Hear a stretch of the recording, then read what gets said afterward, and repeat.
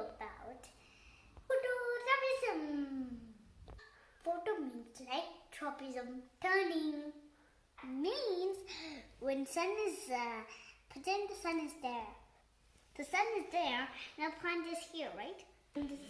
And when it needs some sunlight, it goes turn, that's it. That's what it is.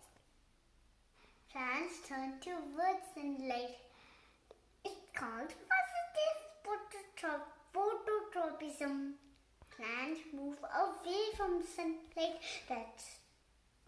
That's negative phototropism. I'll show you a small experiment. We have turned the direction of the pumpkin plant. See that slowly pumpkin plant turns toward the sunlight.